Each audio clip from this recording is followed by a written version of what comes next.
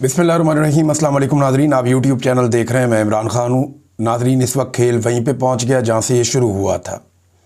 ये खेल शुरू हुआ था -1 से कि इमरान खान को माइनस करना है, और तब से लेकर अब तक लड़ाई यही चल रही है कि कौम इमरान खान को माइनस होने नहीं दे रही।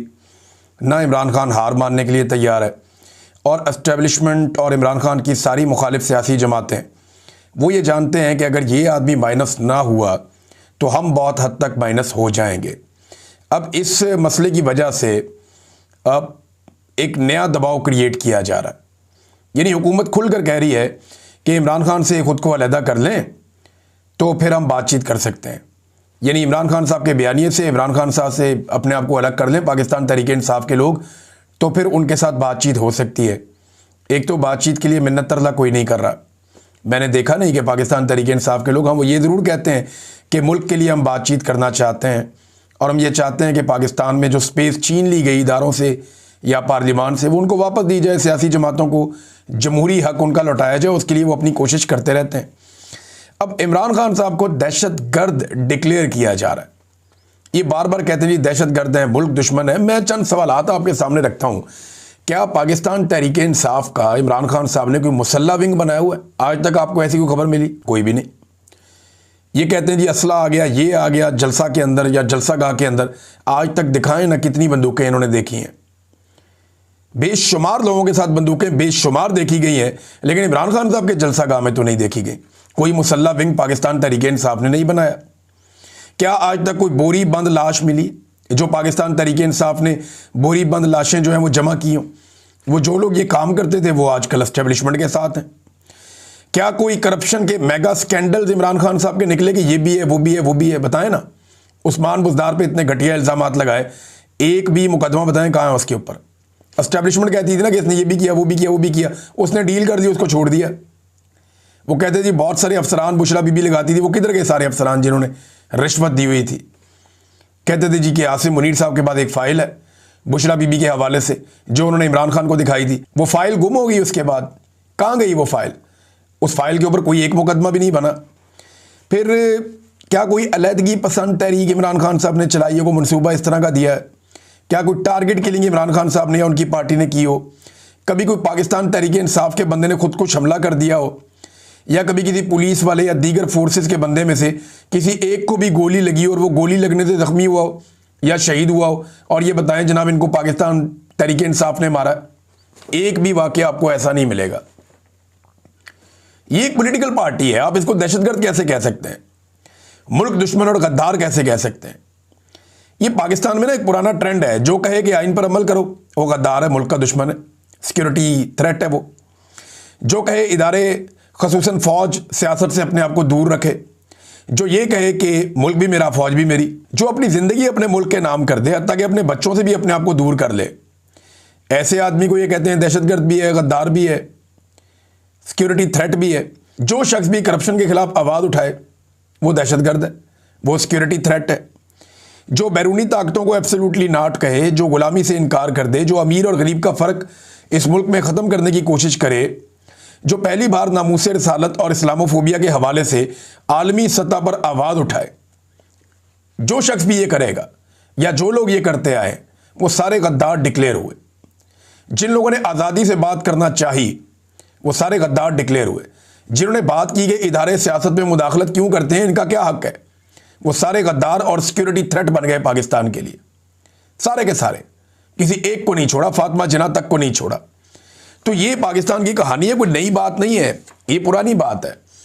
अब DGISPR ने जो एक प्रेस कॉन्फ्रेंस की है उसमें एक सबसे बड़ी गलती उन्होंने ये की कि उन्होंने इमरान खान से पूछ लिया नाम लिए बगैर कि तुम हो कौन, हमारी हैसियत क्या है। तब से लेकर अब तक लोग लगातार बता रहे हैं DGISPR को कि इमरान खान है कौन और उसकी हैसियत क्या है।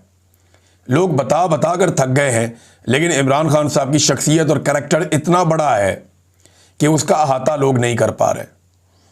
कितने सारे मैदान हैं दुनिया के जहां इमरान खान साहब ने नाम रोशन किया है, चाहे वो फ्लाई काम करने के हवाले से हो, सियासत के हवाले से हो, इस्लामोफोबिया के हवाले से हो, नामूसे रिसालत के हवाले से हो, एक लोगों को मोटिवेशन देने के हवाले से हो, यानी इमरान खान साहब ने लीडर की तमाम औसाफ उन्होंने बताया कि वो एक बड़ा लीडर है, पाकिस्तान के अंदर कोई आदमी इनका मुकाबला नहीं कर सकता, चाहे किसी इदारे में बैठा हुआ है या किसी सियासी जमात में बैठा हुआ है। तो तब से लेकर अब तक लोग DGISPR को लगातार इतने दिनों से बता ही रहे हैं कि ये है इमरान खान, ये है इमरान खान, ये है इमरान खान, और सोशल मीडिया इससे भरा पड़ा। मैंने नादरीन एक सर्वे करवाया सोशल मीडिया पे, ये बड़ा इंपॉर्टेंट सर्वे है। इस सर्वे में मैंने सवाल पूछा कि क्या फील्ड मार्शल आसिम मुनीर साहब पे इमरान खान साहब जो तनकीद करते हैं, क्या वो तनकीद पाकिस्तान के ऊपर है या पाकिस्तान की पूरी फौज के ऊपर है या आसिम मुनीर साहब के ऊपर है? क्योंकि जितने भी लोग इमरान खान साहब के मुखालिफिन हैं वो ये कहते हैं इमरान खान ने फौज पे हमला कर दिया, इमरान खान ने रियासत पे हमला कर दिया। वो कहते हैं जी इमरान खान ने पाकिस्तान पे हमला कर दिया। हमने सर्वे करवा लिया। इसमें मैंने सर्वे जो करवाया ना, एक नए तरीके से करवाया, क्योंकि आजकल बॉट्स हैं, आजकल जाली तरीके से अगर आप सवाल जवाब पूछें तो वो ऑप्शन को करके और उसके अंदर से वो अपनी वोटिंग करवा लेते हैं, जाली वोट भी पड़ जाते हैं सर्वेस के अंदर। ये नया तरीकाकार है।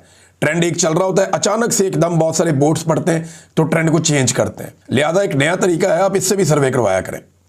इसमें आप ऑप्शन दे दें 1 और 2 और लोगों से कहें कि कमेंट के अंदर लिखें।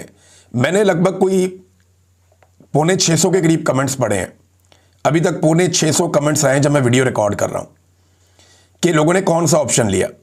मैंने कहा जिन लोगों को यह लगता है कि आसिम मुनीर साहब पे तनकीद करना, पाकिस्तान पर तनकीद करना और फौज पे तनकीद करना है, वो कहें हां, और जिन्हें लगता है कि आसिम मुनीर पर तनकीद करना, पाकिस्तान पर तनकीद करना और फौज पर तनकीद करना, तो आप नहीं का ऑप्शन भी ले सकते हैं। तो हैरत अंगेज तौर पे सब लोगों ने नहीं का ऑप्शन लिया। मुझे सिर्फ 3 लोग मिले हैं जिन्होंने हां का ऑप्शन लिया, यानी 1 को चूज किया। 3 लोग मिले लगभग 600 लोगों में से, आधा फीसद बनता है। यानी आधा फीसद पाकिस्तानियों को यह लगता है इस सर्वे के मुताबिक कि इमरान खान साहब जो तनकीद करते हैं फील्ड मार्शल आसिम मुनीर पर, यह पाकिस्तान के खिलाफ है ये बात, या पाकिस्तान की फौज के खिलाफ है ये बात। और भाई ये तो फौज के हक में है कि फौज का सियासत के लिए इस्तेमाल बंद किया जाए। इमरान खान साहब ये कहते हैं आसिम मुनीर साहब को, ये तो फौज के हक में खिलाफ कैसे हो गया? तो पाकिस्तानी भी यही सोचते हैं। 99.5% पाकिस्तानियों ने कहा कि नहीं, ये सिर्फ आर्मी चीफ पे तनकीद इमरान खान कर रहे हैं, उनकी गलत पॉलिसियों पे तनकीद कर रहे हैं। इस तनकीद का कोई पाकिस्तान के ऊपर असर नहीं है, ये रियासत के खिलाफ नहीं है, ये कोई फौज के खिलाफ साजिश नहीं है। अब 3 लोग कौन हैं जिन्होंने उल्टा वोट डाल दिया, जिन्होंने कहा नहीं ये फील्ड मार्शल पे तनकीद, पाकिस्तान पे तनकीद है? इनमें एक मोहम्मद उबैद सरफराज हैं, इनके टोटल 23 फॉलोअर्स हैं। 2022 में इन्होंने अकाउंट बनाया था। और एक इमरान सादिक साहब हैं, इनके 112 फॉलोअर्स हैं। 2014 में इन्होंने अकाउंट बनाया था। एक अर्तुगरुल बे साहब हैं, इनका ये फेक अकाउंट है, 172 इनके फॉलोअर्स हैं और 2023 में इन्होंने अकाउंट बनाया था। बस इन लोगों ने किया। और किसी साबिर भाई ने एक बड़ा ज़बरदस्त सर्वे करवाया, साबिर शाकिर साहब ने सवाल पूछा कि आपके ख्याल में DGISPR किसके तर्जुमान है? ये DGISPR साहब को इसके बारे में सोचना चाहिए, क्योंकि इदारे के अंदर भी जो हमें इतला मिली है वो ये है कि बड़ा सख्त रिएक्शन है और बहुत सारे लोग सर पकड़ के बैठे हुए कि DGISPR ने किया क्या, इदारे के ऊपर इतना बड़ा खुदकुश हमला कर दिया। पूरे इदारे की जो एक इमेज है जिसको बड़ी मुश्किल से इदारा संभालता है, अव्वल तो वो इमेज जब इन्होंने जो हरकतें की हैं उसकी वजह से पूरे इदारे की खराब हुई है। ये वाली प्रेस कॉन्फ्रेंस ने तो एक सोने पे सुहागा वाला काम कर दिया, यानी सारा ही काम खराब कर दिया पकड़ के। तो सवाल पूछा साबिर शाकिर भाई ने कि DGISPR किसकी तर्जुमानी करते हैं? ऑप्शन दिए थे फौज की, दूसरा ऑप्शन दिया था आसिम मुनीर की, तीसरा ऑप्शन दिया था आले शरीफ की। तो जनाब सिर्फ 6% पाकिस्तानियों को लगता है कि DGISPR फौज की तर्जुमानी करते हैं। अब ये DGISPR साहब को सोचना चाहिए कि 94% पाकिस्तानियों को लगता है कि वो तर्जुमानी कर रहे हैं आसिम मुनीर साहब की और शरीफ खानदान की। 65% कहते हैं आसिम मुनीर साहब की और 29% कहते हैं आले शरीफ की। तो फौज की तर्जुमानी कर रहे हैं, हालांकि उनकी ड्यूटी फौज की तर्जुमानी करना है। तर्जुमान पाक फौज का उनका ओहदा है DGISPR का। और यहां पे सिर्फ 6% पाकिस्तानी ये समझते हैं कि वो अपने इदारे की तर्जुमानी करते हैं। बाकी लोगों को लगता है कि या तो वो आसिम मुनीर साहब की तर्जुमानी करते हैं या फिर वो तर्जुमानी करते हैं जनाब आले शरीफ की। अब नाजरीन, फैसल वाटा साहब और 1-2 लोग ही बचे हैं जो धमकियां लगाने का काम कर रहे हैं। DGISPR के बाद बहुत सारे लोग इसको ओन तो कर रहे हैं। फैसल वाडा ने बड़े अजीब तरीके से टीवी पे बैठ के तो गंद मारना शुरू कर दिया। और जी शेख वकास अकरम को हम कहेंगे टॉमी बाहर आओ, वो टॉमी बाहर आ जाएगा। फिर उनका एक छोटा टॉमी है जो MNA है, उसे भी कहेंगे टॉमी बाहर आओ, वो भी बाहर आ जाएगा। फिर एक सेनेटर है खुर्रम निशान, वो अब दहशतगर्द है, उसके साथ वो करेंगे जो दहशतगर्दों के साथ होता है। अंदाजा करें आप, रगड़ के रख देंगे, ये कर देंगे, वो कर देंगे। फैसल वाडा की धमकियां ही खत्म नहीं हो रही, मैं हैरान हो रहा हूं, धमकियां ही खत्म नहीं हो रही। और फिर जवाब तो आना था। सेनेटर खुर्रम निशान साहब का जवाब आया, उन्होंने कहा वाडा मेरे बेटे कभी मिलो, मैं तुम्हें बताता हूं कि मैं कौन हूं और तुम्हारी औकात क्या है। वैसे इनका आमना सामना हो जाए ना तो मैं खुर्रम निशान को इतना जानता हूं कि फैसल वाडा के लिए मुश्किल हो जाएगी। फैसल वाडा में हौसला नहीं है, हौसला होता तो 2 दिन इमरान खान के साथ खड़ा हो जाता, हौसला नहीं है। जावेद हाशमी साहब ने भी फैसल वाडा को मुखातिब किया, उन्होंने कहा बेनामी सेनेटर की तरह के फौज के तर्जुमान जिस तरह खुलकर सामने आ गए हैं, वाज़ेह है कि इनके पीछे जो डाकू हैं वो भी नकाब उतार कर सामने आ गए हैं। दुनिया की तारीख में पहली मर्तबा ऐसा हो रहा है कि फौज एक पार्टी को कुचलने के लिए खुद मैदान में आ गई है। आप अपना ये शौक भी पूरा करके देख लें, आपने कई जंगें जीती होंगी, मगर इस अवाम से जंग और अवाम ने जिस लीडर इमरान खान को मैंडेट दिया है उसके साथ जंग करना आपके बस की बात नहीं है। सारे इकट्ठे होकर पड़ गए इमरान खान को, और इकट्ठे होकर भी इमरान खान साहब का मुकाबला नहीं कर पा रहे। फैसल वाडा साहब ने जो बात की वो सिंपल ये है, मुझे नाज़रीन बड़ा अच्छी तरह याद है, ये जो बड़के मारने वाले लोग हैं ना, इनकी मैं आपको एक मिसाल देता हूँ। हम लोग जब छोटे थे तो सब बच्चों की तरह हमें बड़ा शौक था कि हम जानवरों को देखें, चिड़ियाघर जाएं, वहाँ पे भालू है, शेर है, चीता है, ज़राफ़ा है, ज़ीब्राज़ होते हैं, हाथी भी होता था। तो बड़ा लगाव होता है ना बच्चों को जानवरों के साथ, हमें भी था।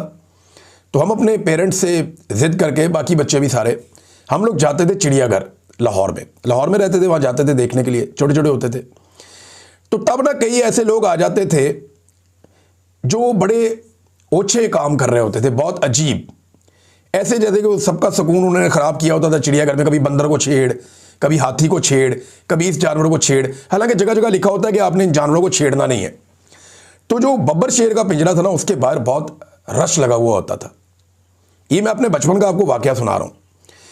तो वहाँ पे ना ये बहुत सारे लोग आए हुए थे, ये अब खड़े हो गए वहाँ पे, ये गंवार किस्म के लोग थे, इन्हें अकल मौत कोई नहीं थी, फैमिलीज़ को देखने भी नहीं दे रहे थे, और वहाँ पे इन्होंने इकट्ठे जमघट्टा लगा दिया। आवारा किस्म के लोग थे, शेर को कोई मुंह चढ़ा रहा है, कोई उसे आवाज़ निकाल रहा है, कोई कुछ कर रहा है, कोई कुछ कर रहा है।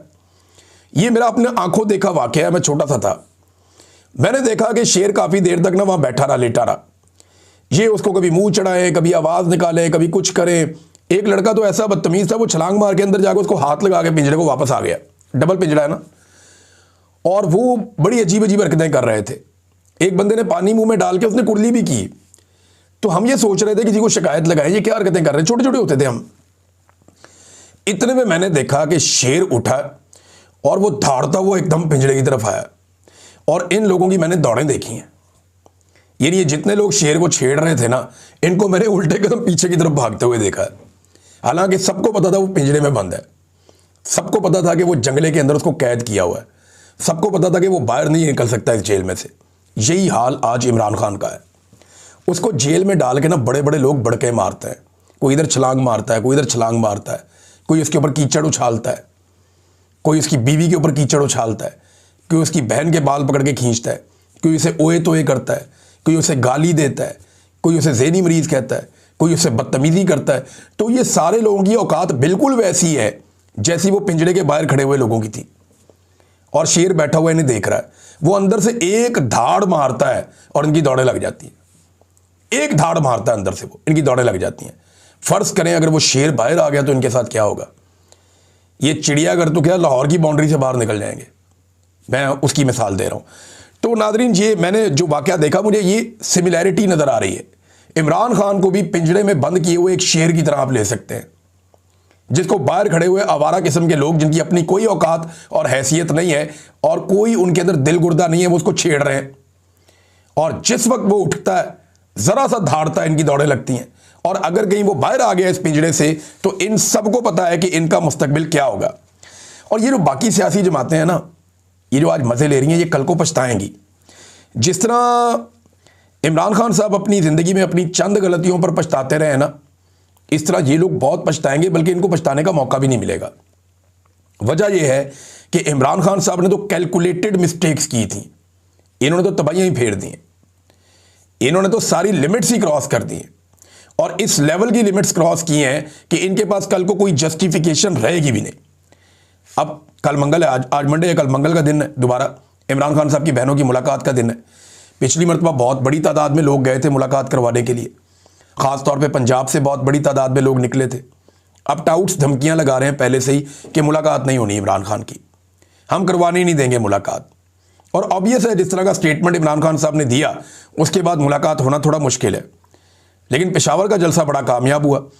अब इमरान खान साहब सबसे पहले तो पेशावर के जलसे का जिक्र करेंगे, और फिर वो जिक्र करेंगे आसिम मुनीर साहब को मिलने वाले इस्तिस्ना पे, और दोबारा जो उनकी तैनाती है इस मामले के ऊपर भी। लिहाजा कोशिश शायद की जाए कि इमरान खान साहब की बहनों को ना मिलने दिया जाए। अब डिपेंड करता है कि कारकुन कितना दबाव बढ़ा सकते हैं या बना सकते हैं। ये फैसल वाडा ने और बाकी लोगों ने जो टाउट्स हैं, इन्होंने दावा किया कि बहुत दूर यहाँ जेल से रोक दिया जाएगा, नहीं जाने दिया जाएगा जेल की जानिब, और ये भी कहा गया कि इमरान खान साहब की बहनों को गिरफ्तार भी किया जा सकता है। तो देखते हैं कि कल मंगल वाले दिन क्या होता है। बहरहाल इमरान खान की बहनें कह रही हैं कि हम तो ज़रूर जाएंगे, किसी सूरत हम नहीं रुकने के, हम पहुँचेंगे। और नाज़रीन एक और चीज़, ये जो सुहेल अफरीदी का जलसा चल रहा था ना, पाकिस्तान तहरीक इंसाफ का या तहरीक तहफ़्फ़ुज़ आईन पाकिस्तान का, पेशावर में, सिर्फ एक ट्विटर अकाउंट के ऊपर, सिर्फ एक अकाउंट की बात कर रहा हूँ, सिर्फ एक अकाउंट पे 80,000 लोग उसको देख रहे थे लाइव। एक अकाउंट पे 80,000 लोग उस जलसे को लाइव देख रहे थे। टिकटॉक पे अलग चल रहे थे, ट्विटर के ऊपर दीगर अकाउंट्स के ऊपर अलग चल रहे थे, फेसबुक के ऊपर लाइव अलग चल रहा था, यूट्यूब के ऊपर कई चैनल्स पे लाइव अलग चल रहा था। यानी अलग अलग प्लेटफॉर्म्स के ऊपर ये चल रहा था पाकिस्तान तहरीक इंसाफ का जलसा। सिर्फ एक प्लेटफॉर्म पे 80,000 लोग देख रहे थे। अभी अशर बाजुआ साहब हैं या कुछ और दोस्त हैं, वो जब डाटा इकट्ठा करेंगे पता चलेगा कितने मिलियन लोग देख रहे थे, लेकिन 80,000 सिर्फ एक प्लेटफॉर्म पे। अब आप अंदाज़ा करें कि DGISPR की जब लाइव प्रेस कॉन्फ्रेंस चल रही थी, जब पाकिस्तान के सारे जर्नलिस्ट बुलाए गए थे, उसे चंद 100 लोग देख रहे थे, सिर्फ चंद 100 लोग। इतना बड़ा फ़र्क है। वो उन्होंने पूछा ना कि इमरान खान तुम्हारी हैसियत क्या है, तुम हो कौन? ये हैसियत है कि वो जेल में बैठा है और सिर्फ उसके नाम के ऊपर एक जलसा हो रहा है, और उसके नाम के ऊपर जलसा हो रहा है, उसका एक जूनियर लीडर वहाँ पे वज़ीर आला के तौर पे खड़ा है, और सिर्फ एक अकाउंट पे 80,000 लोग देख रहे हैं, और आपको सारे अकाउंटों पर मिलाकर 10,000 लोग नहीं देख पाए। सारे अकाउंटों पर मिलाकर चंद 100 चंद हज़ार लोग होंगे मैक्सिमम, सारे मिलाकर। तो आप कैसे पूछ सकते हैं उससे कि तुम्हारी हैसियत क्या है? वो रोज़ाना अपनी हैसियत साबित करता है। दो सहाफ़ी हैं नाज़रीन, अहमद नूरानी साहब और जमील फ़ारूकी साहब, और एक पॉलिटिकल फिगर है सेमाबिया ताहिर साहिबा। इनके ऊपर नाज़रीन सोशल मीडिया पे मुबैना तौर पे पाक फ़ौज के ख़िलाफ़ प्रोपेगेंडा करने पर अलग-अलग मुकदमात में इनको इश्तिहारी करार दे दिया गया। इंतहाई अफसोसनाक हरकत है। अहमद नूरानी साहब तो चले पाकिस्तान में नहीं है, उनके ऊपर मुकदमा दर्ज कर दिया। जिस मुल्क में वो हैं वहाँ चले जाएं और जाकर उस खबर की बुनियाद के ऊपर वहाँ पे मुकदमा करें, आपको पता चल जाएगा। अगर उनके पास सबूत है तो वो वहाँ पे देंगे, वहाँ जाकर केस करें ना, जहाँ पे वो मौजूद हैं। पाकिस्तान के अंदर आप कैसे केस कर सकते हैं? दूसरा, जो सेमाबिया ताहिर साहिबा हैं वो तो पाकिस्तान में मौजूद हैं, जो जमील फ़ारूकी साहब हैं वो भी पाकिस्तान में हैं। उनको बारों बार ही इश्तिहारी कर दी है, भाई उन्हें नोटिस करें, उन्हें बुलवाएं, वो अदालत में आकर खड़े होकर जवाब देंगे। उन्हें मौका ही नहीं दिया जवाब देने का। इस किस्म की पाकिस्तान के अंदर 2 नंबरी और फ्रॉड हो रहा है। नाज़रीन, मैंने आपको बताया था ब्रिगेडियर मोहम्मद अहमद साहब 97 ईयर्स के हैं, ये फर्स्ट PMA लॉन्ग कोर्स के हैं। तो इन्होंने एक स्टेटमेंट दिया था, फ़ौज के बारे में एक पैगाम जारी किया था। अब कर्नल रिटायर्ड सुहेल अनवर साहब हैं, इन्होंने भी एक अपील की है और फील्ड मार्शल से की है कि जनाब बस कर दें, अब आप अपने आप को फ़ौज से अलग कर दें। इससे बहुत ज़्यादा मुतनाज़ आप हो गए हैं सियासी एक्टिविटीज़ की वजह से, और इसकी वजह से फ़ौज का नुकसान हो रहा है। तो अब जो है वो अपीलें भी आना शुरू हो गई हैं। एक तरफ जो है वो एक्स सर्विसमैन की एक सोसाइटी है, उन्हें इकट्ठा करके PTI के ख़िलाफ़ बयानिया बनाया जाता है। दूसरी तरफ जो रिटायर फ़ौजी अफसरान आज़ाद हैं वो ये बार बार कहते हैं कि फ़ौज सियासत में मुदाखलत बंद करे। ये बात तो कायदे आज़म ने भी कही थी, कायदे आज़म की बात नहीं मानी तो किसी और की क्या मानी जाएगी। अब नाज़रीन आखिरी खबर, मुस्तफ़ा कमाल साहब ने एक स्टेटमेंट जारी किया, ये जरा स्टेटमेंट सुने आप। वो कह रहे हैं शुक्र करें फ़ौज सिर्फ प्रेस कॉन्फ्रेंस करके जवाब दे रही है, वरना इससे बहुत कम गुनाह पर माएँ अपने बच्चों को ढूंढती रही हैं। यानी फ़ौज के ऊपर इतना संगीन इल्ज़ाम कि यानी कोई कुछ करता भी नहीं और उनके बच्चे गायब कर दिए जाते हैं और माएँ फिर अपने बच्चे ढूंढती हैं। वो कह रहे हैं शुक्र करें कि फ़ौज सिर्फ प्रेस कॉन्फ्रेंस कर रही है, वरना वो जबरी तौर पे लापता भी कर सकती है। ये क्लैरिटी है ना कि माएँ अपने बच्चे ढूंढती रही हैं, या तो जबरी तौर पे लापता कर देंगे या मार के लाश छुपा देंगे। तो फ़ौज के ऊपर इतना घिनौना और घटिया इल्ज़ाम किसने लगाया? मुस्तफ़ा कमाल ने लगाया। कमाल नहीं कर दिया। अच्छा, वो अगर अपनी तरफ इशारा कर रहे हैं तो मैं आपको ये बताऊं कि बोरी बंद लाशें, ये भत्ताखोरी, ये जग्गा टैक्स, ये अगवा बराए तावान और चाइना कटिंग, ये वाकई बहुत छोटे छोटे जराइम थे। इंसाफ मांगना, रूल ऑफ लॉ मांगना, मैंडेट का एहतराम मांगना, आज़ाद अदलिया मांगना, आइन का एहतराम मांगना, ये बड़े जराइम है मेरे ख्याल में।